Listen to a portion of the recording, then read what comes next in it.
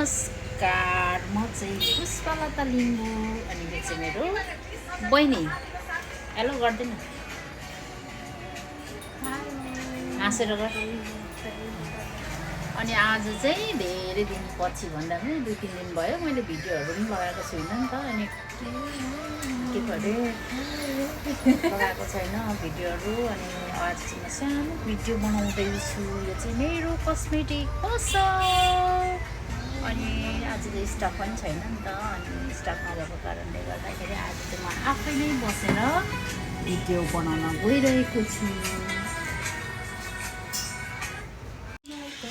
अनि आज चाहिँ होइन हाम्रो अलिक बिजी भयौँ नि त। त्यो 300 रुपियाँमा दिँदा हुन्छ। यसको त यिनीहरू छ त प्राइस 450मा दिएन। अनि पसल पनि बिजी थियो नि त। अनि आज भिडियो बनाउनु पनि पाइनँ। अनि कामसाम सकिएर चाहिँ हामीले के बनायौँ, हामीले सिलाम सागमा। हामी सिलाम सागमा पनि बनाउँछौँ। पार्ट टाइम जब है यो चाहिँ केटीहरूको होइन। सिलाम सागमा पनि बनाउँछौँ। अनि हजुरहरूलाई पनि यस्तै सिलाम सागमा चाहियो भने सम्पर्क गर्न सक्नुहुनेछ। लता ढाका पसल युके कलेक्सनमा चाहिँ तपाईँहरूले सम्झन सक्नुहुनेछ। अनि हामीले ठुल्ठुलो सजाउनको लागि पनि हामीले ठुल्ठुलो बनाएर पनि बेच्ने गरेका छौँ। यो चाहिँ हाम्रो पार्ट टाइम जब हो है, हाम्रो होइन, यिनीहरूको भयो यिनीहरूको चाहिँ होइन। अनि म पनि सिक्दैछु। सिक्ने भनेको खोइ सिक्नै नपाइएला जस्तै छ। अनि पसल पनि अघि बिजी थियो र मैले भिडियो बनाउनु पाइनँ। अहिले चाहिँ भिडियो बनाएको छु गाइजहरू। अनि पसल पनि बिजी भएको थियो। अनि त्यहाँदेखि हामी कस्मेटिकमा आएको छु। म चाहिँ पसल बिजी भयो। आज चाहिँ मेरो बहिनीले यता पनि उता पनि दुईतिरै पसल रुँगेको। यहाँ हेर्न, यहाँ आइज न। हामीले सिलाम सागमा बनाएको हो कि होइन भन्छ। हाम्रो पार्ट टाइम जब हो होइन। हाम्रो पार्ट टाइम जब हो है त्यो चाहिँ। यिनीहरूलाई यसो सिकाउनु त के सिकाउनु, मभन्दा जान्ने चाहिँ यिनीहरूले हेरेर पनि आइ नै हाल्छ, गरि नै हाल्छ। अनि यस्तै छ हाम्रो चाहिँ। यहाँ पनि धेरै बनाउँदैछ। यहाँ पनि धेरै बनाएको छ। सिलाम सागमा चाहियो भने सम्पर्क गर्नुहोला।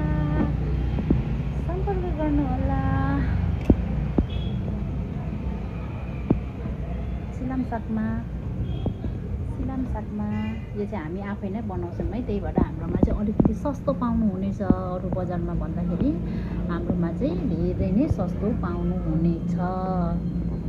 अनि हामी चाहिँ यो सिलाम सागमा चाहिँ होलसेल पनि दिने गरेका छौँ। हजुरहरू आउन सक्नुहुनेछ। यति भन्दै आजको मेरो सानो भ्लग भन्नु पनि के भन्नु, बिजी भएर बिहान केही गर्न पनि पाएन। त्यस्तै हो, कहिलेकाहीँ बिजी हुन्छ, कहिलेकाहीँ बस्नु पनि पर्ने हुन्छ, कहिले बिजी पनि हुनुपर्छ। त्यसले गर्दाखेरि आज चाहिँ अलिक छिटो पसल बन्द गरेर पनि निस्किन्छु मलाई सायद। अनि आज चाहिँ हामीहरू भाउजूले खाना खानु बोलाउनु भएको छ नि त। अनि खाना खानको लागि पनि जाँदैछौँ हामी सबै नै। त्यही भएर चाँडै बन्द गर्ने।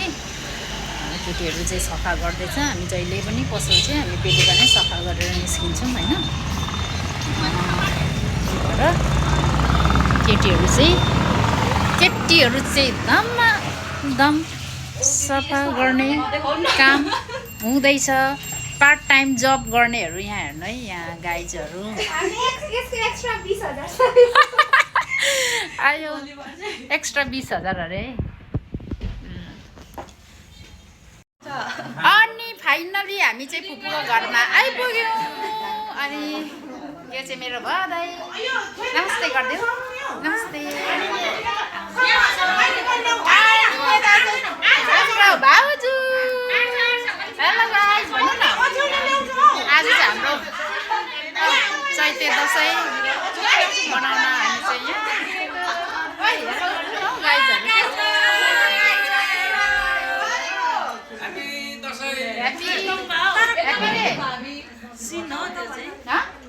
बोल्नु न।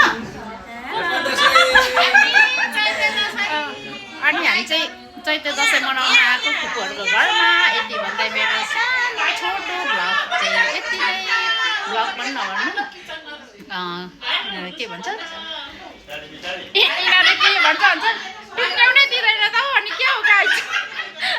अनि यति भन्दै चाहिँ मेरो सानो के भन्छ भ्लग भन्छ के भन्छ भ्लग भन्छ के भन्छ सानो मिनी भ्लगलाई चाहिँ यति नै भन्दै होइन। Happy Chaite Dashain. By by, good night.